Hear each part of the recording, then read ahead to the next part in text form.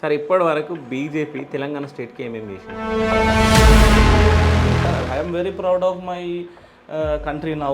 I'm very proud of my party now. సరే, తెలంగాణకి ఏం చేసింది? 2026-27 బడ్జెట్లో తెలంగాణకి ఏమి ఇచ్చింది? నువ్వు తెలంగాణ అని అన్నకన్నా end of the day Telangana అనకు అని అంటే అర్థమైపోతుంది కదా తెలంగాణకి ఏమీ లేదని. సో నెక్స్ట్ ఇప్పుడు మీరు కార్పొరేటర్గా నిల్చోబోతున్నారంట, నిజమేనా? Gen Z are very smart. అప్పుడు ఎట్లుంటుండే అని అంటే అప్పుడు kind of politics was different. అప్పుడు ఎవడు డప్పు వాడు కొట్టుకుంటుండే, ఎవడు మీడియాలో ఇప్పుడు డప్పు నువ్వే కొట్టుకుంటావు. సరే సరే అన్న, నేను అమర్నాథ్ యాదవ్ కార్పొరేటర్ అనే టైటిల్ కోసం రాలేను. నేను ఫైనాన్షియల్గా మంచిగానే స్ట్రాంగ్గానే ఉన్నా. ఎన్ని కోట్లు ఉన్నాయి? నువ్వే కార్పొరేటర్ అని చెప్పేసి మొత్తం చెప్పుకుంటావు అంట, గచ్చిబౌలి కార్పొరేటర్ నేనే అని. మీరు అన్నట్టు కార్పొరేటర్ అని వాడిన పదాలు నలుగురికి ఉపయోగపడడానికి హాస్పిటల్స్లోనే వాడిన తప్ప ఏ కన్స్ట్రక్షన్ ఓనర్ దగ్గరికి పోయి నాకు ఇన్ని పైసలు ఆన్ దగ్గరికి పోయి ఈయన దగ్గరికి పోయి బెదిరించి నేను చదువుకున్నా, నాకు గేమ్ తెలుసు, నాకు లూప్ హోల్స్ తెలుసు. సో ఎట్లా సంపాదించాలో తెలుసు. నరేంద్ర మోడీ గారు అధికారంలోకి రాకముందు భారతదేశం పరిస్థితి ఎట్లా ఉండే, ఇప్పుడు 3.0 చూస్తున్నాం మనం. వరల్డ్ జీడిపిలో మనం యూఎస్ని దాటేసి మనం అభివృద్ధి వైపు పోతున్నాం. మన పార్టీలు పాలిటిక్స్ పక్కన పెడితే దేశం అయితే అభివృద్ధి చెందిందన్న. ఇండియా ఈజ్ రైజింగ్ అన్న.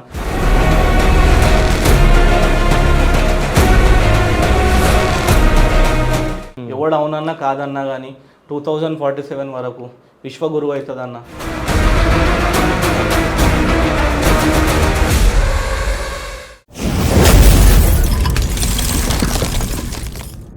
Hi, welcome to Shiva studios. నేను మీ శివ చౌదరి. సో ఈరోజు మనతో పాటు ఒక స్పెషల్ గెస్ట్ ఉన్నారు. ఆ గెస్ట్ ఎవరో కాదు, Telangana state BJYM spokes person Amarnath Yadav గారు ఉన్నారు. సో నమస్తే బ్రో. నమస్తే అన్న. జై శ్రీరామ్. జై శ్రీరామ్. ఎట్లున్నావు? బాగున్నానే. కాదు, జై శ్రీరామ్ అనే మాట్లాడతావు మొత్తం, లేకుంటే జనరల్గా మనమందరం హిందువులం. సో హిందువులం కాబట్టి ఇప్పుడు మీరు ఒక ముస్లిం అతను సలాం అలైకుం, క్రిస్టియన్ అతను ప్రైజ్ ద లార్డ్ ఎట్లా అంటాడు, మేము మా గాడ్ని ప్రైజ్ చేసుకుంటే జై శ్రీరామ్ అన్నాం. ఇంకోటి 80% ఆఫ్ ద పాపులేషన్ ఇక్కడ హిందువులం ఉన్నాం. ఇప్పుడు వాళ్ళు సలాం అలైకుం అంటే రాని ప్రాబ్లం, మనం జై శ్రీరామ్ అంటే ఏం ప్రాబ్లం వచ్చింది? మేమేమంటున్నాం అంటే నీ లోపల ఇట రాముని చూసుకొని మంచి అట్మాస్ఫియర్ని క్రియేట్ చేస్తాం. ఒక హిందూకి రాముని చూసుకొని నువ్వు చెప్పనవసరం లేదు, ఓకేనా? సో ఎవరి మనసులో వాళ్ళ దేవుడు ఉంటాడు. యాజ్ ఏ హిందూగా నేను కూడా చెప్తున్నా. ఎందుకంటే జై శ్రీరామ్ అని చెప్పేసి ఇప్పుడు మీ బీజేపీ లీడర్లు ఏంటంటే మొత్తం హిందుత్వం గురించి జై శ్రీరామ్ అని చెప్పేసి ఇదే ఎక్కువ మాట్లాడుతూ ఉంటారు.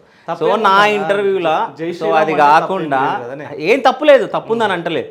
అంటే ఇప్పుడు మొత్తం ఇంటర్వ్యూ మొత్తం జై శ్రీరామ్ అని చెప్పేసి దాని గురించి, దేవుళ్ళ గురించి, దీని గురించి మాట్లాడదామా, లేకుంటే యూత్కి ఏదైనా యూజ్ అయ్యేటట్టు పొలిటికల్గా ఏదన్నా ఉండేటట్టు మాట్లాడదామా? డెఫినెట్లీ అన్న, ప్రొడక్టివ్గానే ఇంటర్వ్యూ చేద్దాము. ఓకే, అట్లా అనేసి ఇప్పుడు జై శ్రీరామ్ అనే మొత్తం ఇంటర్వ్యూ ఉంటుంది. బీజేపీ లీడర్లు అందరూ జై శ్రీరామ్ అని అంటారని నేను అంటలేను. చలో మనం గుడ్ టర్మ్స్లో మంచి ప్రొడక్టివ్ ఇంటర్వ్యూ చేద్దాం. నేను దానికి okay, I'm ready for it. Okay, done. So అంటే జై శ్రీరామ్ అన్నావు కదా, సో ఎప్పటి నుంచి అంటున్నావు? నేను చిన్నప్పటి నుంచి. ఎంత ఏజ్? అరౌండ్ 10-11 ఇయర్స్ నుంచి హిందుత్వ ఐడియాలజీ మా ఇంటి దగ్గర శాఖ జరుగుతుండే, మనం ఆడిపోతుండే. ఇంకొకటి నేను రాయదుర్గం ప్రాంతం నుంచి బిలాంగ్ అవుతాం, మీకు తెలుసు. సో మా దగ్గర ఈ కల్చర్ ఎక్కువ ఉంటుంది. మా దగ్గర ఎక్కువ ఈ విశ్వ హిందూ పరిషత్ కార్యకర్తలు కానీ, బజరంగ్ దళ్ కార్యకర్తలు కానీ, మేము చిన్న ఉన్నప్పటి నుంచి వాళ్ళని చూసుకుంటూ పెరిగినాం. సో అదే అట్మాస్ఫియర్లో పెరిగినాం కాబట్టి మాకు కూడా ఆ ఎథిక్స్, వాల్యూస్ ఏమో మీరు అనుకోండి, అవి మాకు వచ్చినాయి. ఓకే, అంటే ఫస్ట్ ఆర్ఎస్ఎస్, దాని తర్వాత బజరంగ్ దళ్, ఇవన్నీ అంటే స్టెప్ బై స్టెప్ ఇప్పుడు మీరు బీజేవైఎం దాకా రావడం జరిగింది. సో నెక్స్ట్ ఇప్పుడు మీరు కార్పొరేటర్గా నిల్చోబోతున్నారంట, నిజమేనా? అన్న 100% ప్రత్యక్షమైన రాజకీయాలకి ఎవరు వచ్చినా అని వాళ్ళు కంటెస్ట్ చేద్దామని అనుకుంటారు. సో మనం కూడా పార్టీ అవకాశం ఇస్తుందని ఒక బలమైన నమ్మకంతో ముందుకు పోతున్నాం. ఓకే, 100% పార్టీ ఇప్పుడు మీరు చూసుకున్నట్టయితే భారతీయ జనతా పార్టీ యంగ్స్టర్స్ వైపే చూస్తున్నది. మా నేషనల్ ప్రెసిడెంట్ ఏజ్ గిట్ట ఇప్పుడు నితిన్ నబీన్ గారు అనేసి అంత పెద్ద పార్టీ, భారతీయ జనతా పార్టీకి ఒక 45 ఇయర్స్ ఉన్న అతన్ని తీసుకొని వచ్చి నేషనల్ ప్రెసిడెంట్ చేసినారు. So Bharatiya Janata party is looking for younger generation people. Bharatiya Janata party is dealing with Gen Z people. మీరు చూసుకున్నట్టయితే ఈ దేశంలో ఇప్పుడు జెన్జీ జెన్జీ అనేది చాలా ట్రెండ్ అవుతుంది. The Gen Z people are with Hindutva ideology, the Gen Z people are with national building ideology. ఇంతకుముందు యూనివర్సిటీస్లో అంతా లెఫ్ట్ ఐడియాలజీకి నడుస్తుండే, ఇప్పుడు యూనివర్సిటీస్లో there is a trend of right wing ideology. మీరు చూసుకున్నట్టయితే జేఎన్యూ యూనివర్సిటీ కానీ, హైదరాబాద్ సెంట్రల్ యూనివర్సిటీ కానీ, చాలా యూనివర్సిటీస్లో కూడా ఇప్పుడు ఏబీవీపీ ముందుకు వచ్చింది. ఎందుకు వచ్చిందంటే సెంట్రల్లో మీది నడుస్తుంది కాబట్టి మొత్తం మీరే తిప్పాలని చెప్పేసి చేస్తున్నారు, అంతే తప్ప ఏం లేదు అందులో. ఒకటన్నా జెన్జీ ఆర్ వెరీ స్మార్ట్. అప్పుడు ఎట్లుంటుండే అని అంటే, అప్పుడు kind of politics was different. అప్పుడు ఎవడు డప్పు వాడు కొట్టుకుంటుండే, ఎవడు మీడియాలో ఇప్పుడు డప్పు మీది నువ్వే కొట్టుకుంటావు. సరే సరే అన్న, నేనేమంటున్నా, అప్పుడు ఎట్లుంటుండే అంటే ప్రతి ఒక్క పొలిటీషియన్కి ఒక మీడియా ఛానల్ ఉంటుండే అన్న. వాడు ఎట్లా చూపిస్తాం అనుకుంటే పర్స్పెక్టివ్ అట్లానే నరేట్ అవుతుంది. కానీ ఇప్పుడు this is the social media ఎరా. శివబాయ్ లాంటి వాళ్ళు గిట్ట సోషల్ మీడియా ఒక యూట్యూబ్ ప్లాట్ఫామ్ తీసుకొని ముందుకు వస్తున్నారు. మీరు ఒక ఛానల్ రన్ చేసే వి హావ్ బికమ్ అన్ చెప్పొద్దు, నేనేమంటున్నాను, you have become a channel owner. అట్లా సామాన్యుడు కూడా ఒక ఛానల్ పెట్టుకొని రన్ చేసే ఎరాలో ఉన్నాం మనం. మీరు పర్స్పెక్టివ్ నరేట్ చేస్తాము ఈ జనరేషన్ లా అంటే అది కుదరదు. నేను క్వశ్చన్ ఏం అడిగినా నువ్వు క్వశ్చన్ ఏం అడిగినా మేం పర్స్పెక్టివ్ బిల్డ్ చేస్తున్నాం అని చెప్పినావు, రైట్? మేం పర్స్పెక్టివ్ బిల్డ్ చేస్తున్నాము, మేమే ఇవన్నీ హిందుత్వ ఐడియాలజీ ఇవన్నీ బీజేపీ సెంట్రల్ ఉంది కాబట్టి మీరు తీసుకొని వస్తున్న ఐడియాలజీలు పర్స్పెక్టివ్ వాళ్ళ మైండ్ని దాన్ని ఏమంటారు బ్రెయిన్ వాష్ చేస్తున్నాం అనే కాన్సెప్ట్లో మీరు మాట్లాడారు. సో నా క్వశ్చన్ అది కాదు. సో క్వశ్చన్ మర్చిపోయిండు. సో కార్పొరేటర్ ఎందుకు అవ్వాలనుకున్నావు? క్వశ్చన్ అదే అన్న, ఎందుకు మర్చిపోయినా నేను క్వశ్చన్. సరే అదే అనుకో. సరే కార్పొరేటర్ ఎందుకు అవ్వాలనుకుంటున్నావు? కార్పొరేటర్ ఎందుకు అయిదాం అనుకుంటున్నా అంటే చెప్తున్నా అన్న, ప్రత్యక్షమైన రాజకీయాలలో యువకులు రావాలి, ఓకేనా? The average persons age is 28. So India is the youngest nation. We are living in an amazing era where the average citizen's age is 28 years. So 60% youngsters ఉన్నాం ఈ దేశంలో. మనం చూసుకున్నట్టయితే every political party has a youth wing, like BJP has BJYM, Congress has youth Congress, అట్లా వేరే వేరే BRS has BRSV, అట్లా student wings ఉన్నాయి. సో ప్రత్యక్షమైన రాజకీయాలలో స్టూడెంట్ వింగ్స్ ఉన్నాయి కానీ వాళ్ళని ఎక్కడ వరకు వాడుకుంటున్నారు? స్టేట్ వరకే వాడుకుంటారు. అసెంబ్లీలో ఎంతమంది ఉన్నారు, పార్లమెంట్లో ఎంతమంది వరకు వాడుకుంటలేరు.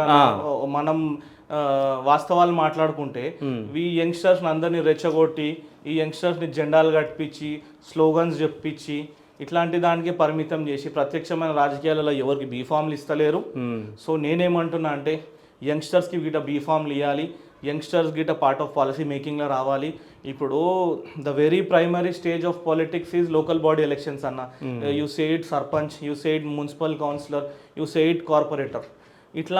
ఇట్లాంటి దాంట్లో అన్న యువకులకు నేను ఏమంటా అంటే ఒక ఖచ్చితమైన రిజర్వేషన్ తీసుకొని వచ్చి పొలిటికల్ సిస్టంలో ఇప్పుడు ఏమైపోయిందంటే యంగ్స్టర్స్కి అలౌ లేదన్న, పొలిటికల్ ఎంట్రీ దొరకట్లేదు. ఎందుకంటే మనము ఎట్లా బీఫామ్లు ఎట్లా ఇస్తాము అని అంటే కేటగరైజ్ ఎట్లా చేస్తామంటే వీళ్ళ డబ్బులు ఉన్నాయా, లేకపోతే వీడు ఏ కమ్యూనిటీ నుంచి వచ్చిండు, వీడు ఏ క్యాస్ట్ నుంచి వచ్చిండు అనే కాన్సెప్ట్లో మనము ఇవాళ రేపు క్యాండిడేట్స్ని చూస్ చేస్తున్నాం. అట్లా కాకుండా నేనేమంటా అంటే స్కిల్ఫుల్ ఉన్నోడు, సామర్థ్యం ఉన్నోడు, చదువుకున్నోడు, 10th క్లాస్ ఫెయిల్ వాళ్ళు, 5th క్లాస్ ఫెయిల్ వాళ్ళు, 4th క్లాస్, మీరు చూడండి అఫిడేవిట్లు, మీరు బీఫామ్లు ఇచ్చినప్పుడు చూస్తారు కదా, వాళ్ళ అఫిడేవిట్లు చూడండి కార్పొరేటర్లు, 10th క్లాస్ పాస్ అయిన వాళ్ళు, 5th క్లాస్ ఫెయిల్ అయిన వాళ్ళు, ఇట్లాంటి కార్పొరేటర్లు వస్తే మనం సమాజానికి ఏం మెసేజ్ ఇస్తున్నాం? సో అంటే కార్పొరేటర్లు అని మాట్లాడారు కాబట్టి, సో ఎంతమంది కార్పొరేటర్లు అన్ఎడ్యుకేటెడ్ పర్సన్స్ ఇప్పుడు ప్రెసెంట్ కౌన్సిల్లో ఉన్నారు? జిహెచ్ఎంసీ కౌన్సిల్ చాలా మంది ఉన్నారా? ఒక 2-3 పేర్లు చెప్పొచ్చు. పేర్లు చెప్తే ప్రజాస్వామ్యంలో ఒకటన్నా ఈ కార్పొరేటర్ కానీ పొలిటికల్ దాంట్లో కంటెస్ట్ చేద్దాం అనుకున్న వాళ్ళకి ఏడగిట ఎడ్యుకేషన్ బ్యారియర్స్ లేవు. నువ్వు ఇంత చదువుతూనే ఎడ్యుకేషన్ పాలిటిక్స్లోకి రావాలని ఏం లేదు. బట్ నేనేమంటున్నా అంటే ఇంత మంచి ఆర్టిఫిషియల్ ఇంటెలిజెన్స్ ఎరా నడుస్తుంది. ఈ ఆర్టిఫిషియల్ ఇంటెలిజెన్స్ ఎరాలా నేనేం కమెంట్ చేస్తున్నా అంటే there are no intellectuals in politics అని నేను అంటున్నా. నేనేమంటున్నా, యువకులు, చదువుకున్న విద్యావంతులు, వీళ్ళందరూ రాజకీయాలకు వస్తే ఓ వ్యవస్థ మారుతుంది. ఎందుకంటే మనము ఎంతసేపు ఆ, ఒడ్డుకి ఇటువైపు ఉండి వ్యవస్థ మారాలని అంటున్నాం. నేనేమంటున్నా, ప్రత్యక్షమైన రాజకీయాలకు యువత రండి, చదువుకున్న వాళ్ళు రండి, మేధావి వర్గం రండి, ఇంటలెక్చువల్స్ రండి, మీరు వచ్చి మీ మీ వంతు కృషి ఈ ఈ వ్యవస్థ మార్చడానికి చేయండి. సో మేధావులుగా ఉన్న వాళ్ళు ఎవరైతే ఉన్నారో వాళ్ళ దగ్గర డబ్బు లేదు. ఉమ్, ఓకేనా? డబ్బు ఉన్న వాళ్ళ దగ్గర తత్వం లేదు. ఓకేనా? సో ఇప్పుడు ఈ రాజకీయాలు ఎట్లున్నాయంటే డబ్బు ఉంటేనే నడుస్తాయి, లేకుంటే లేదు అన్నట్టు. సరే, ఇప్పుడు నువ్వు కార్పొరేటర్గా నిలబడబోతున్నావు, అవునా? సో అంటే మీ పార్టీ నీకు ఇస్తుందా ఇయ్యదా అని పక్కన పెడితే దాని గురించి మళ్ళీ మాట్లాడదాం. సో ఫస్ట్ నువ్వు ఎన్ని కోట్లు పెట్టుకుంటావు అని అడుగుతుంది. ఎస్ సార్ నువ్వు వాస్తవంగా అయితే అడుగుతుందన్నా, కానీ భారతీయ జనతా పార్టీ లాంటి పార్టీల కంపారిటివ్లీ కాంగ్రెస్తోని కంపేర్ చేస్తే, ఇంకా వేరే పార్టీస్తో కంపేర్ చేస్తే, ఇప్పుడు మా దగ్గర 2012 ఎలక్షన్స్లో రామారావు అన్న అని ఒక అతను కంటెస్ట్ చేసిండన్న. ఆయన బ్యాక్గ్రౌండ్ చాలా పూర్. ఆయన దగ్గర కనీసము డబ్బులు లేకుండే, అయినా కానీ ఆయనకు పార్టీ పిలిచి టికెట్ ఇచ్చిందన్న. ఆయన సెకండ్ ప్లేస్లో నాకు తెలిసి 5,500 ఓట్లు తీసుకొని వచ్చిండు ఆయన. సో ఇలాంటి మిరాకిల్స్ భారతీయ జనతా పార్టీలోనే జరుగుతాయి అన్న, వేరే ఇతర పార్టీలు ఇక్కడ జరిగాయి. సో నేను అడిగిన క్వశ్చన్ ఏంది, అడుగుతారా అడగరా క్వశ్చన్ అని అడిగిన. అంటే కాంగ్రెస్ వాళ్ళు ఎక్కువ తీసుకుంటారో మా దగ్గర తక్కువ తీసుకుంటారని ఇండైరెక్ట్గా చెప్పినాను. అంటే నేను ఏమంటున్నాను, మా దగ్గర కంపారిటివ్లీ ఇప్పుడు వాస్తవంగా ఓపెన్గా మాట్లాడదాం అంటే అందరు అడుగుతారన్న.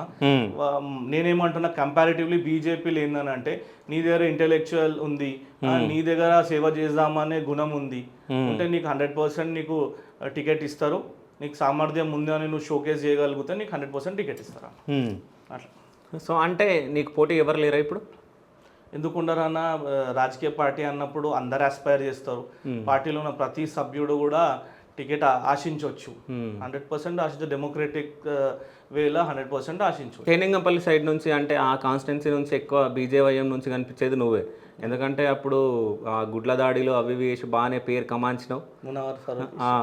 వచ్చినప్పుడు బాగానే పేరు కమాంచి అదే చేసుకున్నావు, అంతే కదా?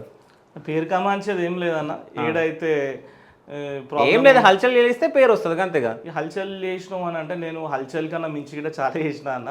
మీ మీడియాకి హల్చలే కనిపించిండొచ్చు. నేను ఇప్పటికీ 24/7 పబ్లిక్ లోనే ఉంటాను.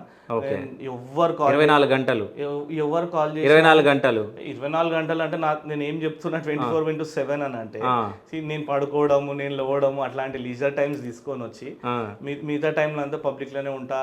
ఎవరు ఫోన్ చేసినా రెస్పాండ్ అవుతా. కొన్ని హాస్పిటల్స్లలో అయితే నేను ఫోన్ చేస్తే అలవెన్సెస్ ఉంటాయి, డిస్కౌంట్స్ ఉంటాయి.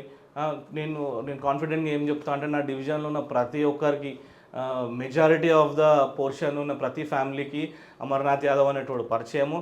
అమర్నాథ్ యాదవ్ అనేటోడు వాళ్ళ కష్టాలను నిలబడ్డాడు. Weather it may be college issues కావచ్చు, కాలేజ్లో నేను చెప్తే 50% డిస్కౌంట్ ఇస్తారు. ఎవరు ఫైనాన్షియల్లీ బ్యాక్వర్డ్ ఉన్నోళ్ళకి నేను చదివిస్తా. ఏది ఓన్లీ షేనింగంపల్లి కాన్స్టిట్యున్సీనా లేకుంటే మొత్తం తెలంగాణ మొత్తంలో నేను ఫోకస్ చేసి నేను కన్వీనర్ చేసిన కదా అన్న ఇంతకుముందు షేనింగంపల్లిలో. అట్లా మీరు చూసినట్టయితే రాఖీ పండుగ రోజు గిట్ట నేను ఒక క్లాస్ మొత్తానికి నేను ఫీజు కట్టినాను. అట్లా నేను ఏంటంటే అందరిలాగా పోయి కాలేజీలాగా పోయి పైసలు వసూలు చేసే బ్యాచ్ కాదు నేను. ఇక వాళ్ళు నాకు హాస్పిటల్లో ఓనర్స్ గిట్ట అందరు కనెక్టివిటీ ఉంటారు. ఒక 4-5 హాస్పిటల్ ఆర్గనైజేషన్స్ నాతో చాలా మంచిగా ఉంటాయి. అరే you are doing. So first బెదిరించారు, ఇప్పుడు క్లోజ్ అయ్యారేమో. ఇక అన్ని నడుస్తూనే ఉంటాయి అన్న రాజకీయంలో. ఇక మన ఉనికి చాటుకోవాలి మనం బి. ఒక్కొక్కసారి డైరెక్ట్ పోయి దండం పెడతా అంటే కూడా పని చేయాలి. సరే, పాలిటిక్స్ పైన అవగాహన ఉందా? ఉందన్న. ఆబ్వియస్లీ నేను గత 7-8 ఇయర్స్ నుంచి కూడా యాక్టివ్ పాలిటిక్స్లోనే ఉన్నాను. సరే, ఇప్పటి వరకు బీజేపీ తెలంగాణ స్టేట్కి ఏమేమి చేసింది? భారతీయ జనతా పార్టీ, మీరు తెలంగాణ స్టేట్ అని అనకండి, భారతీయ జనతా పార్టీ దేశానికి ఏం చేసిందో చెప్తా.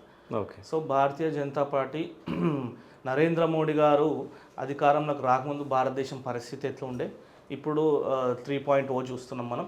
ఇప్పుడు దేశ పరిస్థితి ఎట్లా ఉన్నాడు, అప్పుడు ఒక దేశాన్ని అభివృద్ధి చెందిన దేశంగా ఎట్లా చూస్తామని అంటే, the infrastructure, the development, the roadways, the highways, the global health index, the economy, the GDP, ఇట్లా క్యాలిక్యులేట్ చేస్తాం. సో నరేంద్ర మోడీ గారు రాకముందు అప్పుడు అదే పాత ఎడ్యుకేషన్ పాలసీ ఉండే. నరేంద్ర మోడీ గారు వచ్చినాక ఎడ్యుకేషన్ సిస్టంలో ఒక రిమార్కబుల్ చేంజ్ అయింది. Now the national education policy 2020 అని చెప్పి మనం కొత్త ఎడ్యుకేషన్ పాలసీ తీసుకొని వచ్చినాము. దాని తర్వాత మీరు తెలంగాణకు అన్నారు కదా, సమ్మక్క సారక్క యూనివర్సిటీస్ యాక్ట్ కింద సమ్మక్క సారక్క పేరు మీద ఒక కొత్త యూనివర్సిటీస్ యాక్ట్ కింద యూనివర్సిటీస్ తీసుకొని వచ్చినాము. అండ్ గ్లోబల్ హెల్త్ ఇండెక్స్లో మనం 111th ప్లేస్లో ఉంటాయి, ఇప్పుడు 66 ప్లేస్లో ఉన్నాం. అండ్ ఎకనామికల్ వైజ్గా గిట్ట మనం ఏడో 12వ స్థానంలో ఉండేది, we are 4th in number now. And we are saying that we will deal with 3 trillion economy. And Narendra Modi garu ఏమంటున్నారు అని అంటే ఆత్మనిర్భర్ భారత్ గురించి మాట్లాడుతున్నారు. ఆత్మనిర్భర్ భారత్ అని అంటే ఇప్పుడు మనము యుఎస్ వాడు మన మీద 50% ఆఫ్ టారిఫ్లు వేసి this is a trade war అన్న, ఇవాళ రాను అప్పట్లేక మిసైల్లో లేక వార్ చేసుకునేది లేదు. This is a trade war. ఇండియాని మొత్తం సప్రెస్ చేద్దామని ట్రంప్ చూస్తుండు. సో నరేంద్ర మోడీ గారు మొన్న నిర్మలా సీతారామన్ గారు ఇచ్చిన బడ్జెట్లో కూడా maximum to maximum Atmanirbhar Bharat మీదనే ఫోకస్ చేసిరన్న. అయితే ఆత్మనిర్భర్ భారత్లో ఎలాంటి టర్మ్స్లో ఫోకస్ చేసినారు అని అంటే let's talk about semi conductor అని అంటే ఇప్పుడు మీరు చూసినట్టయితే ఈ చిప్స్, మన ఫోన్లో వాడే చిప్స్, ల్యాప్టాప్లో వాడే చిప్స్, ఎలక్ట్రానిక్ డివైజెస్లో వాడే చిప్స్ ఉంటాయి కదా, ఈ చిప్స్ అన్నిటికీ సెమీ కండక్టర్స్ చాలా ఇంపార్టెంట్ అన్న. The semi conductors is the new game changer. So ఈ సెమీ కండక్టర్స్ని మనం చైనా నుంచి, యూఎస్ నుంచి ఇంపోర్ట్ చేసుకుంటున్నాం. అట్లాంటివి కాకుండా మన దగ్గరనే ఇవి తయారు చేసే కేంద్రాలు పెట్టాలని చెప్పేసి మనకి 10,000 కోట్లు ఈ సెక్టార్కి కేటాయించి న్యూ సెమీ కండక్టర్స్ తయారు చేయాలనేసి, దానికి ఇన్స్టిట్యూట్ తయారు చేయాలనేసి. సో ఈ సెమీ కండక్టర్స్ బేసికలీ దేంతో తయారవుతాయి అని అంటే అన్న, ఇవి దాన్ని ఏమంటారు అంటే ఎర్త్ మినరల్స్తోని తయారవుతాయి. సో ఈ ఎర్త్ మినరల్స్ ఇవన్నీ కూడా చైనా దగ్గరనే ఉన్నాయి. 90% చైనా దగ్గర ఉన్నాయి. సో ఇది మన దగ్గర కూడా మనం లీడింగ్ ప్రొడ్యూసర్. నిర్మలా సీతారామన్ గారు ఏమంటున్నారు అంటే 2030లో we should stand in 4th in number ఈ సెమీ కండక్టర్ ప్రొడక్షన్లో. అట్లా అనేసి మొన్న తమిళనాడుకి, ఒడిస్సాకి, తమిళనాడుకి, ఒడిస్సాకి, కేరళకి, ఆంధ్రప్రదేశ్కి కొత్త ఈ ఎర్త్ మినరల్ మైనింగ్ కేంద్రాలు ఇచ్చింది. సో వీళ్ళకి సపరేట్గా 40,000 crores ఫండ్ చేసి అక్కడ ఇప్పుడు ఈ సెమీ కండక్టర్స్తో పాటు ఈ ఎర్త్ మినరల్స్ దేనికి యూజ్ అవుతాయి అని అంటే ఈవీ వెహికల్స్, మనము ఇప్పుడు ఈ బ్యాటరీస్, లిథియం బ్యాటరీస్, ఈవీస్, ఇవన్నిట్లో కూడా ఈ మినరల్స్ చాలా ఇంపార్టెంట్ అనమాట. సో ఇలాంటి మినరల్స్ మన దేశంలోనే తయారైతే మనం ఎవరి దగ్గరికి అని ఎక్స్పోర్ట్ చేసుకోకుండా మన India is the rich in mineral. So దాన్ని మనము డిస్టలేషన్ ప్రాసెస్ చేసి ఆ మినరల్స్ని మనం ఇంకా కనుక్కునే విధంగా ఆ మినరల్స్ మీద ఫోకస్ చేస్తే మనము ఆత్మనిర్భర్ ఉండి ఏ దేశం మీద మనము ఆధారపడకుండా ఆత్మనిర్భర్ ఉంటాం అనేసి అదొక కాన్సెప్ట్ అన్న. ఇంకొకటి ఎకనామికల్ వైజ్గా ఎంత రిమార్కబుల్, మొన్న మీరు చూసుకున్నట్టయితే ఇలాన్ మస్క్ గారు తెలుసుగా మీరు, ఇలాన్ మస్క్ గారు భారతదేశంది IMFలో భారతదేశం 2nd ప్లేస్లో ఉందన్న. ఇండియన్ మానిటరీ ఫండ్ ఏం చెప్పింది అని అంటే వరల్డ్స్ జీడిపిలో India stand 2nd in number. The power is divided అని చెప్పి ఒక ఎక్స్ట్రీమ్ ట్వీట్ చేసిండు ఇలాన్ మస్క్ గారు. ఎక్స్ట్రీమ్ ట్వీట్ ఏం చేసిండంటే the power is divided. First China ఉంది అన్న, దాని తర్వాత 17% ఆఫ్ జీడిపిలో 2nd ఉంది. We have surpassed US. నమ్ముతారా మీరు? మనం యుఎస్ని దాటేసినాం జీడిపిలో, వరల్డ్ జీడిపిలో మనం యుఎస్ని దాటేసి మనం అభివృద్ధి వైపు పోతున్నాం అన్న. ఇంత మనం డెవలప్మెంట్, ఇంత పెద్ద ఎత్తున ఆత్మనిర్భరత, మళ్ళీ డిఫెన్స్ సిస్టంలో గిట ఐఎన్ఎస్ విక్రాంత్ అనే ఎయిర్ప్లేన్ క్యారియర్లు మన దగ్గర తయారు చేసుకుంటున్నాం అన్న. మళ్ళా ఏమంటారు ఫైటర్ జెట్స్ మన దగ్గర మనం సొంతంగా తయారు చేసుకుంటున్నాం. సో ఇవన్నీ గిట నరేంద్ర మోడీ గారు వచ్చినాకనే జరిగినాయి. అంతకుముందు 2014కి ముందు భారతదేశం ఎట్లున్నా మీరు చూసినట్టయితే మీకు బడ్జెట్ గురించి ఒక మంచి పాయింట్ చెప్తాను. సో జిఎస్టీ వచ్చిందన్న. సో జిఎస్టీ రాకముందు మన ఇండియన్స్ ఎట్లుంటున్నాయి అన్న మైండ్ సెట్ అని అంటే అందరూ they would have deal with cash. అందరూ బిల్స్ అది చేసి డిజిటల్ ఉండకుండా ఏం చేస్తున్నాయంటే ఈ బుక్స్ మెయింటైన్ చేయకుండా అంత బ్లాక్ దందా నడుస్తుండే. ఇప్పుడు జిఎస్టీ వచ్చేసిన తర్వాత ఇప్పుడు బ్లాక్ దందా లేదా? నేను ఏం చెప్తున్నా, ట్యాక్స్ బ్రాకెట్స్ అనేవి పెరిగినాయి అన్న. అయితే నువ్వు ఒక సబ్బు కొన్నా కానీ, ఒక పసుపు ప్యాకెట్ కొన్నా కానీ, చింతపండు కొన్నా, ఉప్పు కొన్నా, వాడు నీ దగ్గర కలెక్ట్ చేయకున్నా వాడు జిఎస్టీ ఫైల్ చేస్తుండు కదా. సో ఇండైరెక్ట్లీ నువ్వు కొనే ప్రతి product 100% of the Indian population are paying tax now. Okay, so ఇంతకుముందు మన అపెక్స్ క్యాపిటల్ అంటాం, మన ఎపెక్స్ క్యాపిటల్ తిప్పి కొడితే 2 లక్షల కోట్ల బియ్యం ఉండకపోతుండే, ఎందుకంటే నీ దగ్గర ట్యాక్సే వసూలు చేయకపోతుండే, నువ్వు ఎట్లా డెవలప్ అవుతుండే. అట్లా ఇవాళ 12.2 లక్షల ఎపెక్స్ క్యాపిటల్ నిర్మలా సీతారామన్ గారు. I'm very proud of my country now, I'm very proud of my party now. సరే, తెలంగాణకి ఏం చేసింది ఇప్పుడు 2026-27 బడ్జెట్లో తెలంగాణకి ఏమి ఇచ్చింది? అదే అన్న కొత్త రైల్వే కారిడార్స్ ఇచ్చింది. నువ్వు తెలంగాణ అని అన్నకన్నా end of the day Telangana అనకు అని అంటే అర్థమైపోతుంది కదా తెలంగాణకి ఏమీ లేదని. ఎందుకు నువ్వు తెలంగాణకి ఏమి రైల్వే కారిడార్స్ పూణే నుంచి హైదరాబాద్ నుంచి బెంగళూరు. సరే, మన 2 తెలుగు రాష్ట్రాలు ఉన్నాయి. సో ఏపీకి ఎక్కువ ఇచ్చిందా, మనకి ఎక్కువ ఇచ్చిందా? సి అన్న ఒకటి, అది కొత్త స్టేట్. ఆంధ్రప్రదేశ్ అనేది కొత్త ఎమర్జింగ్ స్టేట్. మనది నేనేమంటున్నా, మనది ఆల్రెడీ డెవలప్డ్. రెండు ఒకటేసారి అయినాయి. మనది ఆల్రెడీ డెవలప్డ్ కదా. వాళ్ళు they are building their capital now. మనకు ఆల్రెడీ క్యాపిటల్ ఉంది, మనకు ఆల్రెడీ ఇన్ఫ్రాస్ట్రక్చర్ ఉంది, మనకు ఆల్రెడీ గవర్నమెంట్ రన్నింగ్ ఇన్స్టిట్యూషన్స్ ఉన్నాయి. వాళ్ళు they are building their capital now. ఇంకా వాళ్ళు మనతో కంపీట్ చేయాలంటే నాకు తెలిసి ఇంకో 20 సంవత్సరాలు అయినా కష్టపడాలి. సో అట్లాంటి బ్యాక్వర్డ్ స్టేట్స్ కి కొంచెం, బీహార్ లాంటి స్టేట్స్ కి, ఏపీ లాంటి స్టేట్స్ కి కొంచెం ఎక్కువ ఇచ్చిన మాట వాస్తవం. మీ మాటకు నేను ఏకీభవిస్తున్నా, ఎక్కువ ఇచ్చిన మాట వాస్తవం. సో టీడీపీ వాళ్ళతో కలిసింది కాబట్టి వాళ్ళకి ఎక్కువ ఇవ్వడం జరిగింది. ఇక ప్రతిపక్షాలు, మీడియా అంతా ఆ కోణంలో చూస్తే. ఇంతకుముందు మీరే మాట్లాడారు తెలంగాణని కాకుండా సో దేశానికి ఏం చేసిందో నేను చెప్తా, తెలంగాణది వదిలేయండి అని అన్నారు మీరు. అయితే అన్న, దీన్ని ఎట్లా చూడాలంటే, ఇప్పుడు నువ్వు డివైడ్ చేసుకుంటా పోతే నువ్వు ఏమంటావు, తెలంగాణలో గిట let's say Telangana internal politics ఇది. తెలంగాణలోనే ఇప్పుడు రంగారెడ్డి ఈ ప్రాంతము ఎక్కువ ట్యాక్స్ పే నువ్వు డెవలప్మెంట్ మళ్ళీ నువ్వు తీసుకుపోయి మేడ్చల్ కొత్తగా ఇప్పుడు అవుతుంది, మళ్ళీ స్మార్ట్ సిటీ అని మాట్లాడుతున్నాం కదా, AI city smart city already start అయ్యింది. ఆడ ఇప్పుడు ROR రీజనల్ రింగ్ రోడ్స్ అని అవన్నీ ఇప్పుడు మళ్ళీ ట్యాక్స్ తీసుకొని ఆడ పెడుతురు కదా అన్న. అవును, అట్లనే నేనేమంటున్నా, మనం ఎకనామిస్ట్గా ఆలోచన చేయాలి, బ్రాడ్ పర్స్పెక్టివ్లో ఆలోచన చేయాలి. ఇక వీళ్ళు ప్రతిపక్షాల పని ఏంటంటే ఎనీ టైం ప్రతిసారి ఏదైనా లుసుకులు వదిలి వాళ్ళకి రాజకీయం చేయడానికి ఒక సబ్జెక్ట్ కావాలి, అంతేగాని నేను నా గుండె మీద చేయబెట్టుకొని చెప్తున్నా అన్న, పార్టీలు పాలిటిక్స్ పక్కన పెడితే దేశం అయితే అభివృద్ధి చెందిందన్న. ఇండియా ఈజ్ రైజింగ్ అన్న. ఎవడు అవునన్నా కాదన్నా కానీ 2047 వరకు విశ్వగురువు అవుతుంది అన్న. నేను ఇక్కడ పార్టీ ప్రమోషన్ చేస్తలేను. I have come here, I have explaining you the numbers. I'm telling about the health index, global health index. I'm telling about the economy. అన్నీ మీకు మీ కళ్ళ ముందు ఉన్న అంకలే కదా ఇవన్నీ. సరే, బీజేపీ 2026కి 2027కి ఎంత బడ్జెట్ విడుదల చేసింది? 53 లక్షలు చిల్లర బడ్జెట్ రిలీజ్ చేసిందన్న. ఓకే, సో దాంట్లో మన ఎపెక్స్ క్యాపిటల్ ఇప్పుడు మనం చెప్పినట్టు 12.2 lakh crores ఎపెక్స్ ఉండే అన్న. సో మళ్ళీ ఈ బడ్జెట్లో మనం ఏం చూడాలంటే, మనం జీడిపిలా మనం ఎంత ఖర్చు పెడతాం, సో ఆ పర్సంటేజ్ గిట కోవిడ్ టైమ్స్లోనేమో ద ఫేషియల్ డెఫిసిట్ అంటాం దాన్ని, అది ఇప్పుడు చాలా తగ్గిందన్న. 4.4% ఫేషియల్ డెఫిసిట్లో మనం ఉన్నాము. It sounds really good. So అంటే ఫేషియల్ డెఫిసిట్ అంటే మనము మన దగ్గర బడ్జెట్ అయిపోయినాక మనం ఎంత బారో చేస్తాం దేశాన్ని నడిపేయడానికి. ఇప్పుడు మన ఇంట్లో మన అమ్మనే హోమ్ చేస్తాం. సో అందులో మనం ఒక 10,000 సంపాదించినాం అనుకో నెలకి, మనము క్రెడిట్ కార్డులో 2,000 తీసుకుంటాం కానీ సరిపోకపోతే.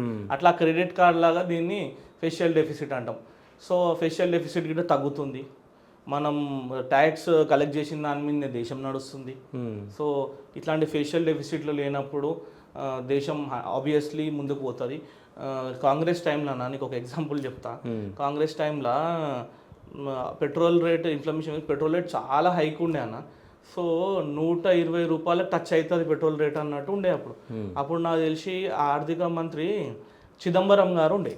సో చిదంబరం గారు ఏం చేసినారు అని అంటే, అప్పుడు 120 రూపాయలకు పెట్రోల్ అమ్మాల్సి వస్తే వాళ్ళు వాళ్ళని అందరినీ పిలిచి, అరే బాబు మీరు 120 రూపాయలకు అమ్మకండి రా భయ్, 70 రూపీస్కి అమ్మండి, మీకు మిగిలిన ఆ 50 రూపీస్ ఉంటాయి కదా దానికి మేము అష్యూరెన్స్గా ఒక బాండ్ రాసిస్తాము, ఇప్పుడు కట్టలేము, కానీ వచ్చే గవర్నమెంట్లో కానీ ఇట్లా కడతామని చెప్పి వాళ్ళకి బాండ్స్ రాసి ఇచ్చారు అన్న. అయితే ఆ బాండ్స్ రాసి ఇచ్చి నెక్స్ట్ గవర్నమెంట్ అన్ఫార్చునేట్లీ కాంగ్రెస్ రాలేదు. సో అవన్నీ బాండ్స్ అన్ని మళ్ళీ నరేంద్ర మోడీ గారు గవర్నమెంట్లో వాళ్ళు రీపే చేసారు.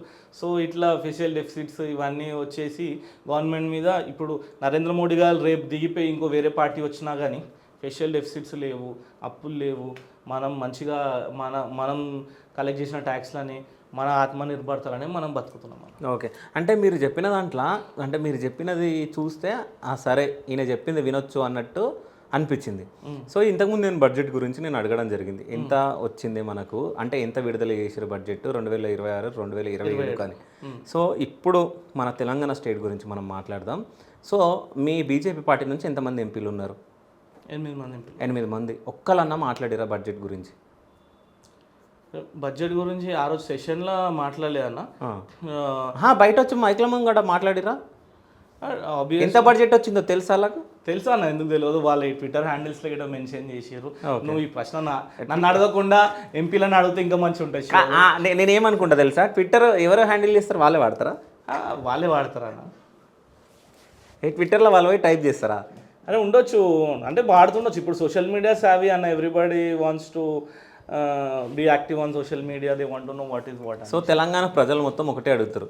సో బీజేపీ నుంచి 8 మంది ఎంపీలుగా గెలిచిరు. సో వాళ్ళు ఒక్క మాట మాట్లాడలే ఇప్పటి వరకు, అసలు తెలంగాణకి ఏంది ఇచ్చిరు అని చెప్పేసి మాట్లాడుతున్నారు. సో దీనిపైన అంటే యూత్ వింగ్లో మనం ఉన్నాం కాబట్టి నువ్వేం మాట్లాడుతావు? అదే చెప్తున్నానా నేను, ఎంపీస్ వీళ్ళంతా కూడా ఇప్పుడు బడ్జెట్ సెషన్స్లో ఎవరు పనుల వాళ్ళు బిజీ ఉన్నారన్న. పబ్లిక్కి ఎక్స్ప్లెయిన్ చేయాలని అంటే భారతీయ జనతా పార్టీకి వాలంటీర్స్ నాలాంటి యువ మోర్చాలు ఉన్న స్పోక్స్ పర్సన్లు కానీ బీజేపీ పార్టీ అధికార ప్రతినిధులు కానీ దీని మీద పెట్టినారు. సోషల్ మీడియాలో గిట మీరు చూసుకున్నట్టయితే ద మోస్ట్ ఫ్యాసినేటింగ్ బడ్జెట్ అని చెప్పేసి మీరు #బడ్జెట్ అని కొడితే ఎంతమంది భారతీయ జనతా పార్టీ నాయకులు దాని మీద స్పందించారని మీకు క్లియర్ కట్ ఐడియా ఉంటుంది. ఓకే, సో అంటే బీహార్ ఎంపీలకు అదనంగా బడ్జెట్ ఇచ్చారంట, ఐడియా ఉందా మీకు? ఉందన్న. నేనేమంటున్నా, ఆంధ్రప్రదేశ్ కానీ బీహార్ కానీ కొంచెం వాళ్ళు underdeveloped states comparatively. We are metropolitan states like Bengaluru, Chennai, Hyderabad. మనం నీకు ఇప్పుడే చెప్పిన ఇప్పుడు ఏఐసిటీ ఎట్లా బిల్డ్ చేస్తున్నారో అట్లా they want to transform Bihar. వాళ్ళు గిట్ట అండర్ ప్రివిలేజ్ కమ్యూనిటీ అలా కాకుండా డెవలప్ కావాలి. ఏపీ కానీ బీహార్ కానీ అన్ని భారత్ మాతకి అందరు కొడుకులే. దేశంలో నరేంద్ర మోడీ గారు అటక్ నుంచి కటక్ దాకా, కాశ్మీర్ నుంచి కన్యాకుమారి దాకా అందరికీ ప్రైమ్ మినిస్టరే. ఇక్కడ ఎవరికి డిస్క్రిమినేషన్ చూపించాల్సిన అవసరం లేదు. ఇప్పుడు మేము అన్ని వర్గాలకి, అన్ని కులాలకి, అన్ని రిలీజియన్స్కి పిఎం నరేంద్ర మోడీ గారి పాలసీలు అందరికీ వర్తిస్తున్నాయి. హిందువులకు వర్తిస్తున్నాయి, ముస్లింలకు వర్తిస్తున్నాయి, క్రిస్టియన్స్కి వర్తిస్తున్నాయి, అందరికీ వర్తిస్తున్నాయి. కానీ మన తెలంగాణ ఎంపీలు మాట్లాడుతున్నారా అని అందరు అడుగుతున్నారు, దానికి అడుగుతున్నా అంతే. నేను మాట్లాడుతున్నా అంటే ఇట్ ఈస్ ఓపెన్ అన్న. రఘునందన్ రావు గారు గిట్ట చాలా బాగా మాట్లాడారు మొన్న దాని మీద. విశ్వేశ్వరరెడ్డి గారు గిట్ట ద బడ్జెట్ సెషన్ అని చెప్పేసి వాళ్ళు ఏదో పెట్టారు. మాట్లాడతారని ఏం లేదు. ఇంటలెక్చువల్ ఎంపీసీ ఉన్నారు. ఈటల రాజేందర్ గారు గిట్ట 100% అటెండెన్స్తోని is attending the parliamentary sessions.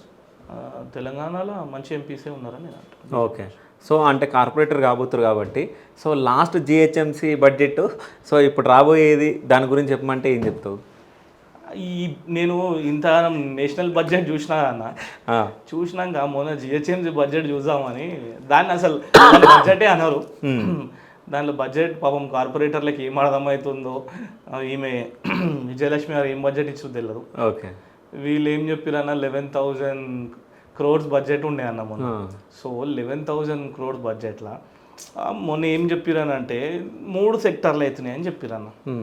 Mayor అనేది 3 సెక్టర్లు అవుతున్నాయి. ఏది మల్కాజ్గిరి ఒకటి, సైబరాబాద్ ఒకటి, హైదరాబాద్ ఒకటి, 3 మేయర్లు ఉండబోతున్నారు అని చెప్తారు. సో ఇప్పుడు ఈ బడ్జెట్ ఆ 3కి ఎట్లా అలొకేట్ చేస్తారు అనేది ఈడ లేదు. 11,000 కోట్లు ఏ కార్పొరేషన్కి అసలు ఏ మేయర్కి ఎట్లా ఏ సెక్టర్లో డివైడ్ చేస్తారు అనేది కాన్సెప్టే లేదన్న. ఇంకోటి వీళ్ళు జిహెచ్ఎంసీ లిమిట్స్లా they talk about sanitization, they talk about cleanliness. మనం చూసుకున్నట్టయితే పబ్లిక్ టాయిలెట్స్ ఉండే అన్న, ఏడ పబ్లిక్ టాయిలెట్స్ ఉండేవి, ఏడ పడతాడ రోడ్ మీద మనోళ్ళు కానిచ్చిస్తూనే ఉంటాం. కానీ మహిళలకు చాలా ఇబ్బంది అవుతుంది. సో నేను యాజ్ అన్ ఎడ్యుకేటెడ్ పర్సన్గా నేను వాట్ ఐ బిలీవ్ ఈజ్ జిహెచ్ఎంసీల ఈ పబ్లిక్ క్లీన్లీనెస్ మీద, పబ్లిక్ టాయిలెట్స్ మీద చాలా మంచి ఒక పాలసీ రావాలన్న. ఇంతకుముందు పబ్లిక్ టాయిలెట్స్ అని చెప్పి గ్రీన్ టాయిలెట్స్ అని బీఆర్ఎస్ గవర్నమెంట్ ఉన్నప్పుడు పెట్టింది, కానీ మెయింటెనెన్స్ కాలే, ఎవరి దాడు మింగేసిండు డబ్బులు. సో నేనేమంటున్నా అంటే దాని మీద ఒక మంచి స్ట్రిక్ట్ పాలసీ రావాలి. నీకు సగం సగం మన జిహెచ్ఎంసీ క్లీన్ అయిపోతుంది పబ్లిక్ టాయిలెట్స్ ఉంటే. మీరు గోవా లాంటి ప్లేసెస్ కానీ అట్లాంటి ప్లేసెస్లో చాలా మంచి పబ్లిక్ టాయిలెట్స్ ఉంటాయి. మన దగ్గర అట్లాంటి ఒక మంచి పాలసీ రావాలి.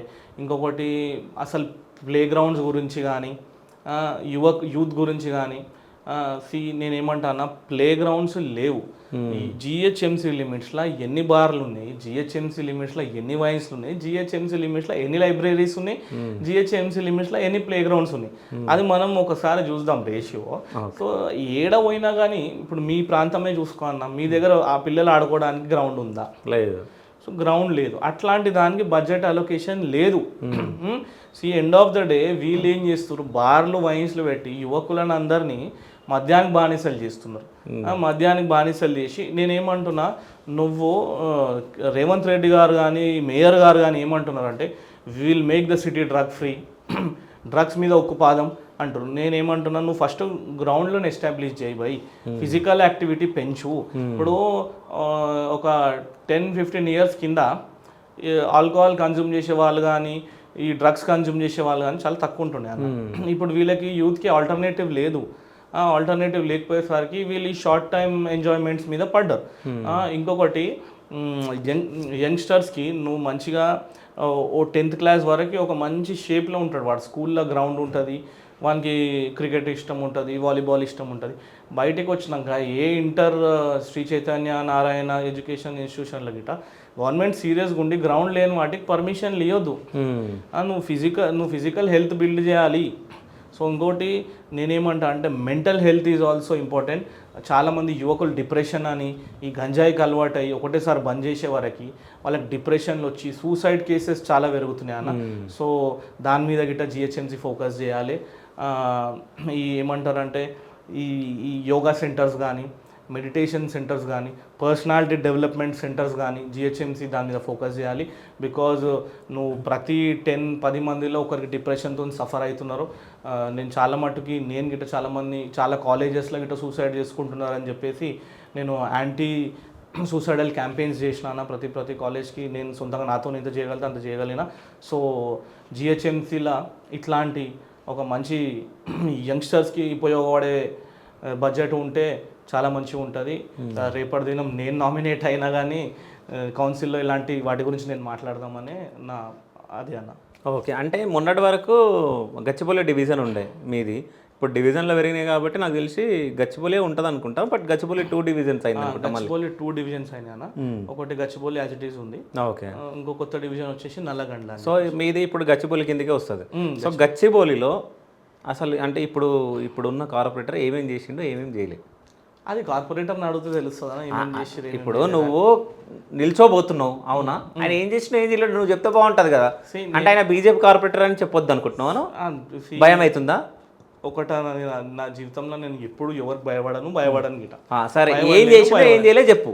నేను ఏం చేసిన ఏం చేయలేడు అని అంటే ఇప్పుడు నా మీద అయితే ఆ రెస్పాన్సిబిలిటీ లేదన్న. లేదు, యాజ్ ఏ గచ్చిబౌలి పర్సన్గా నువ్వేం చెప్తావు కామన్ మ్యాన్గా? కామన్ మ్యాన్కి ఏం చెప్తాను అని అంటే, సో డెవలప్మెంట్ యాక్టివిటీస్ గిట్ట ఉండే అన్న, ఎందుకు అది చేయాలి. నేను ఎవరికి గిట్ట అగెనిస్ట్గా పోను, వాస్తవాలే మాట్లాడతా. సో నేను ఎంతవరకు ఇంప్రెస్ చేస్తాను, నేను ఎంతవరకు టాలెంట్ చేస్తానని షోకేస్ చేస్తా. కానీ అవతలని అంచేయాలి, అవతలని కొట్టాలి, అవతల గురించి నెగిటివ్ చెప్పని అంటుండే, అవతలని కొట్టాలి తిట్టాలి అనే రాజకీయం నేను చేయను. ఇవాళ రేపు ఫ్యాసినేటింగ్ రొమాంటిసైజింగ్ అయిపోయింది పాలిటిక్స్. అంటే మా 20కు మారుతాం అంటే వాడు నేను 25కు మారుతాను కాన్సెప్ట్ నడుస్తుంది. నేను అట్లా కాదు. నేను వాట్ ఐఎమ్ కేపబుల్ ఆఫ్ అనే మాట్లాడతాను. రేపు నాకు అవకాశం ఇస్తే నేను ఏం చేయగలుగుతా, నాకు అవకాశం ఇస్తే నేనేం చేయగలుగుతా అంటే అన్న. సరే, గచ్చిబౌలి డివిజన్లో ఏమేమి పనులు జరగాలి, అవి నువ్వేమేం చేస్తావు చెప్పు. సార్, గచ్చిబౌలి డివిజనే కాదన్న, షేర్లింగంపల్లి డివిజన్లో కూడా ఇంకా గిట ఈ అండర్ గ్రౌండ్ డ్రైనేజ్ సిస్టమ్స్ గిట ఇంకా చాలా మట్టుకి ఫుల్ ఫ్లెడ్జ్గా కాలేవు. అంటే ఇప్పుడున్న కార్పొరేటర్ చేయలే. నెక్స్ట్ నేను జిహెచ్ఎంసీ లిమిట్స్లో అన్ని గురించి మాట్లాడుతున్నాను. నేను దాని గురించి చెప్తున్నా. అయితే అయితే ఇంకో విషయం ఏంటంటే మా ప్రాంతంలో గిట్ట గ్రౌండ్ లేదు. ఓకే, రేపటి దినము దేవుడు అవకాశం ఇచ్చి ప్రజలందరూ రద్దు చేస్తే ఫస్ట్ ఆఫ్ ఆల్ నేను ఆ గ్రౌండ్ గురించి, సో అంటే ఫస్ట్ మీ ఏరియా గ్రౌండ్ గురించా, లైఫ్ గ్రౌండ్ గురించి, లైబ్రరీ గురించి, పబ్లిక్ మెంటల్ హెల్త్ గురించి, ఇలాంటి దాని గురించి ఆలోచిస్తాను. ఓకే, అంటే నేను ఒకటి చెప్తా. ఇప్పుడు నువ్వు బీజేవైఎంలో ఉన్నావు, సో మంచి ఎడ్యుకేటెడ్ పర్సన్వి, నాలెడ్జ్ ఉన్న పర్సన్వి. ఇప్పుడు నువ్వు మాట్లాడుతుంటే అంత అర్థమవుతుంది అంటే అన్నిటిపైన అవగాహన ఉందని. సో అంటే లాస్ట్ టైం బీజేపీ నుంచి ఎట్లాంటి లీడర్లకి టికెట్లు ఇచ్చిర్రు, ఓకేనా? ఇప్పుడు నీకు ఇస్తారని నీకు నమ్మకం ఉందా? లాస్ట్ టైం ఎట్లాంటి లీడర్లకు ఇచ్చిర్రు అని అంటే ఆబ్వియస్లీ గ్రౌండ్ రిపోర్ట్ తీసుకునే ఇచ్చిర్రు అన్న. ఓకే, గ్రౌండ్ రిపోర్ట్ తీసుకొని ఇచ్చిర్రు. ఈసారి నాకు ఇస్తారనే క్వశ్చన్ మీరు అడిగారు కాబట్టి నేను ఇప్పుడే చెప్పిన అన్న, భారతీయ జనతా పార్టీ జెన్జీ వైపు చూస్తుంది, ఇట్లాంటి యంగ్స్టర్స్ వైపు చూస్తుంది, ఐడియాలజీ ఉన్న యువకుల వైపు చూస్తుంది. సో ఇప్పుడు reservation will be crucial game అన్న.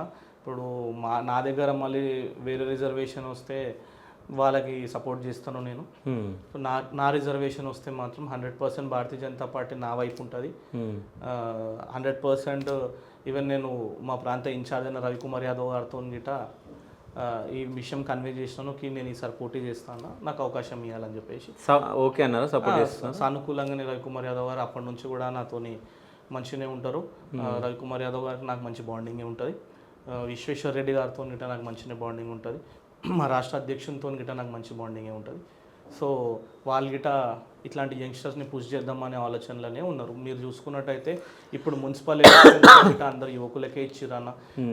గ్రామ సర్పంచ్ల గిట నాకు తెలిసి నా క్లాస్మేట్స్ ఒక 4-5 మెంబర్స్ సర్పంచ్లు అయ్యారన్న. సో ఈసారి పొలిటికల్ గేమ్ చేంజ్ అవుతుందన్న, యువకులకు అవకాశాలు ఇస్తుర్రన్న.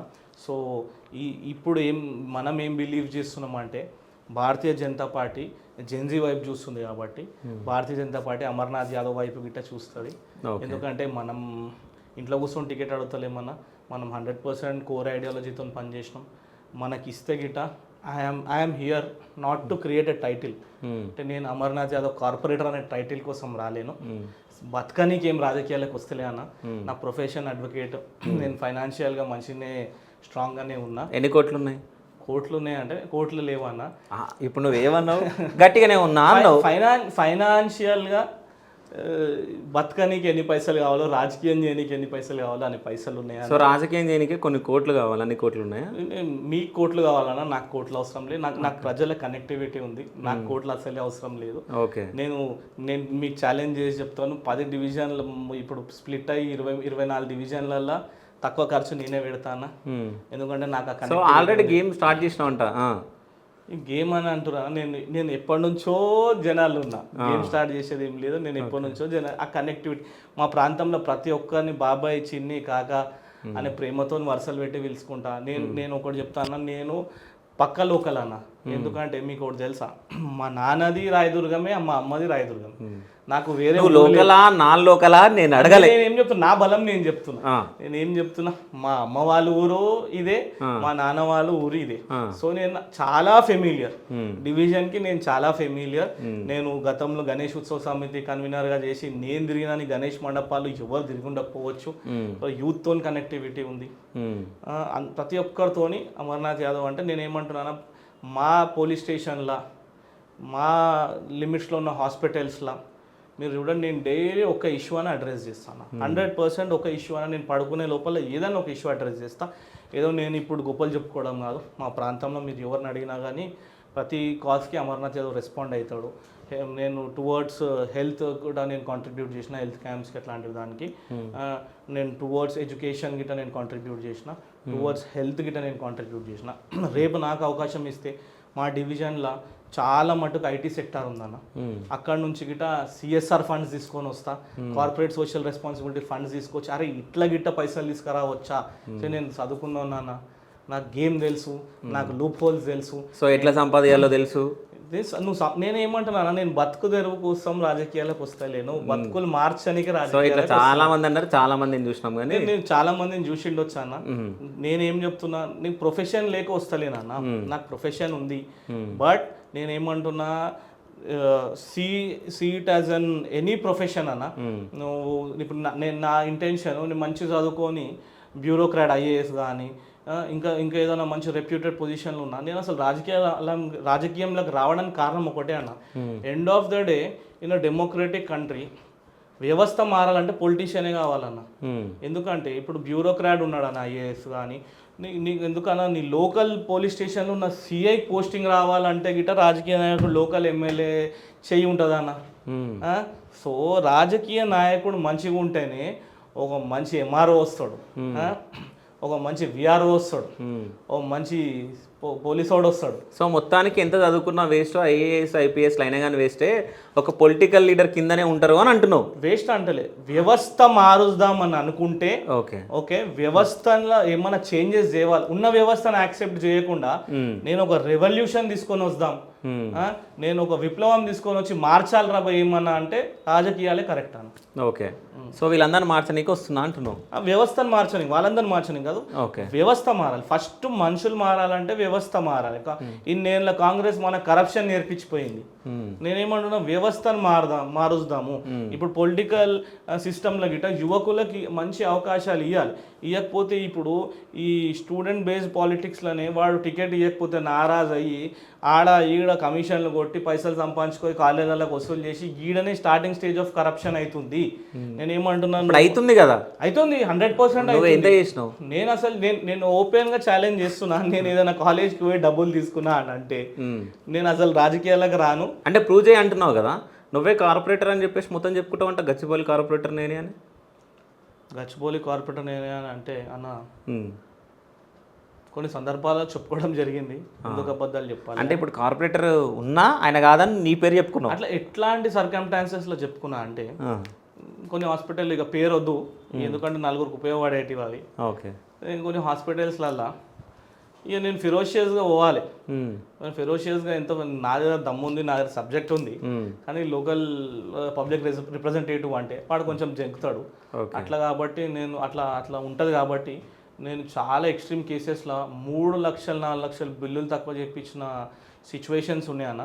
నేను ఎప్పటికీ మీరు అన్నట్టు కార్పొరేటర్ అని వాడిన పదాలు నలుగురికి ఉపయోగపడడానికి హాస్పిటల్స్లోనే వాడిన తప్ప ఏ కన్స్ట్రక్షన్ ఓనర్ దగ్గరికి పోయి నాకు ఇన్ని పైసలు ఆన్ దగ్గరికి పోయి ఈయన దగ్గరికి పోయి బెదిరించి అట్లా చేసే ఒక్క 1% గిట నా దగ్గర లేదన్న. అయితే రేపు పొద్దున కార్పొరేటర్ అయితే నెక్స్ట్ ఎమ్మెల్యేనే నేను అని చెప్పేసి చెప్పుకుంటావు. అయితే అరే నేను బరాబర్ ఇక ఎమ్మెల్యేనా చెప్పుకుంటాను అని అంటే నేను ఏమంటున్నా, అవతలలోనికి ఉపయోగపడుతుంది అని అంటే ఎంత దూరం అన్నా పోతాను. అయితే ఇప్పుడు నువ్వు నిల్చోబోతున్నావు, నీకు బీఫామ్ వస్తుంది అని చెప్పేసి నువ్వు గట్టి నమ్మకంతో నువ్వు ఉన్నావు కదా. సో నీ పైన వేరే పార్టీల నుంచి నిలబడే వాళ్ళు సో కొన్ని కోట్లు ఖర్చు పెడతారు. అంటే ఎగ్జాంపుల్ నాకు తెలిసిన ఇప్పుడు మొన్న గ్రామ పంచాయతీ ఎలక్షన్లోనే సర్పంచ్గా 2-3 కోట్లు ఖర్చు పెట్టారు. సో అది కార్పొరేటర్గా ఇప్పుడు ఎన్ని కోట్లు అవుతుందో ఒక్కసారి నువ్వు ఆలోచించు. నీకన్నా ఎక్కువ ఖర్చు పెట్టే వాళ్ళు వస్తే నువ్వు ఏం చేస్తావు? నువ్వు ఎన్ని కోట్లు ఖర్చు పెడతావు? ఒకటన్నా మీరు అన్నట్టు ఒక్కొక్క సర్పంచ్కి అయితే 12 కోట్ల గిట్ట అయ్యింది. 3 కోట్లు కాదు 12. అయితే బీజేపీ వాళ్ళు అయ్యి ఉంటారు 12 కోట్లు. బీజేపీ వాళ్ళు కాదు, బీఆర్ఎస్ వాళ్ళు అనుకుంటారు. ఓకే, ఏడా సంగారెడ్డి సైడ్ ఏదో ఉన్నట్టు. Okay, Shankarpally Sangareddy okay. అయితే ఇప్పుడు ఇంకో ఉదాహరణ కూడా చెప్తా. సో ఇప్పుడు మీరు డబ్బులు ఖర్చు అయితే కదా, ఒక ప్రాంతంలోన రెడ్డిపల్లి అని ఊరుందన్న చేవెళ్ళ సైడ్. సో ఆడ ఏమైంది ఆడ అంటే, అక్కడ నించునే అతను ఆడ జనరల్ సీట్ వచ్చిందన్న, ఆడ నించునే అతను రెడ్డి అన్న. సో ఆయన నాకు తెలిసి 7-8 కోట్లు పెట్టిండన్న సర్పంచ్కి. మాకు తెలిసిన వ్యక్తులు వాళ్ళు 20-30 లక్షలు పెట్టిరన్న. జనాలు ఎంత తెలివైన వాళ్ళు అంటే వాడు ఇచ్చిన 7 కోట్లు తీసుకొని ఈయనకి ఓటేసిరన్న. ఓకే, సో నేనేమంటున్నా, పైసలు పెట్టినంత మాత్రాన గెలుస్తాడని ఎవరికి క్లారిటీ ఉండదు. ఈ జనాలు ఎంత హుషారైపోయారంటే పైసలు తీసుకుంటున్నారు, వాళ్ళకి నచ్చిన వాళ్ళకే ఓటేస్తున్నారు. సో నేనేమంటున్నా, వీళ్ళు నా జనాలు, నా కనెక్టివిటీతో ఉన్న జనాలు. ఇప్పుడు నేను 100% వాళ్ళ సాధుక బాధుకలు ఉన్నప్పుడు ఫస్ట్ టైం నేను ఇప్పటిదాకా ఎవరితోని ఒక సాయం పొందలే అన్న. నేను ఫస్ట్ టైము నేను నిలబడుతున్నా, నేను ముందుకు వస్తున్నా అని చెప్పి. ఇంకోటి అన్న, కోట్ల రూపాయలు ఖర్చు పెట్టి రాజకీయం నేను చేసే టైప్ కాదు. నా దగ్గర ఉన్న వ్యక్తులందరూ కూడా నా కోసం వచ్చిన వ్యక్తులన్న. అమర్ ఒక చదువుకున్న వ్యక్తి, సమాజానికి ఏమైనా బాగు చేస్తాడు. నా సోషల్ మీడియా చేసేది కృష్ణ అని తమ్ముడు చేస్తాడు. నా ఎంబడి ఉండేటోళ్ళు బన్నీ, రవి కానీ. సో అంటే లీడర్గా ఎదగక ముందుకే సోషల్ మీడియా ఎవరో హ్యాండిల్ చేస్తారంటవా? 100% వాళ్ళే హ్యాండిల్ చేస్తారన్న. ఎంత జీతం ఇస్తావు? నేను జీతం 100. నేను వాళ్ళ అవసరాలకు బి డబ్బులు ఇవ్వన్న పాపం. వాళ్ళ పైసలతోని, నా మీద అభిమానంతో వస్తారు. ఇంకొకటి, నా ప్రాంతంలో ఉన్న నాకు ఒక బలమైన అశోక్ కాక ఉన్నాడు. ఆయన ఫస్ట్ తెలంగాణ గోల్డ్ మ్యాన్. ఆయన పాపం, నేను మా తల్లిదండ్రి తర్వాత ఎవరికైనా రుణపడి ఉంటా అంటే అది ఆయనకే రుణపడి ఉంటా. ఆయన నా ప్రతి స్టెప్ని ఆయన మానిటర్ చేస్తాడు. ఇట్లా కాదమ్మా, ఇట్లా చేయాలని చెప్పి సజెషన్స్ ఇస్తారు. అట్లా నా ఎంబడి నా తమ్ముళ్ళు చాలామంది ఉన్నారు. సో వీళ్ళు నన్ను 100% ముందుకు నడిపిస్తుంది. నేను ఒక అమర్నాథ్ యాదవ్ ఇవాళ talk of the town Gachibowli డివిజన్లో కానీ షేరింగంపల్లిలో అవుతున్నాడు అని అంటే దాని వెనుక వందల మంది నా తమ్ముల కృషి ఉంది, నా స్నేహితుల కృషి ఉంది. నాకు మీరు అన్నట్టు నాకు ఎన్ఆర్ఐ ఫ్రెండ్స్ గిట్ట ఉన్నారు.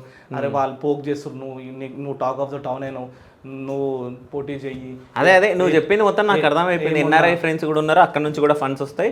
సో నీవు ఫండ్స్ వస్తాయి రావు అనేది ఇచ్చిపెట్టాను. నాకైతే మాట సాయం అయితే చేస్తున్నా అంటే నేను ఒకటి చెప్తా అంటే అది ఇక వాళ్ళ ఇష్టం. నేనైతే ఎవరిని నోరు తెచ్చి ఒక రూపాయి అడిగింది. నేను ఇప్పుడు ఇన్ని పైసలు ఖర్చు పెడతావు అంటే ఆయన మొత్తం బలగం గురించి చెప్పిండు. ఇప్పుడు ఎన్ఆర్ఐ ఫ్రెండ్స్ ఉన్నారు, అది ఇదంతా పక్కన పెడితే, సో అమర్నాథ్ యాదవ్ నాకు కొన్ని రోజుల నుంచి తెలుసు, అవునా?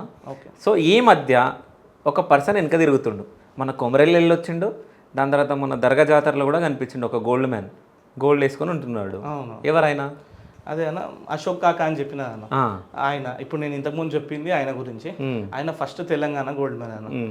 పాపము ఆయన ఎట్లా అంటే చాలా ప్రేమ గుణం. ఎట్లా అంటే మీరు మా ఏరియాలో ఆయన గురించి ఒక నెగిటివ్ చెప్పేటోళ్ళు గిట్ట ఉండరు. ఆయన నన్ను ముందుండి నడిపిస్తుండు.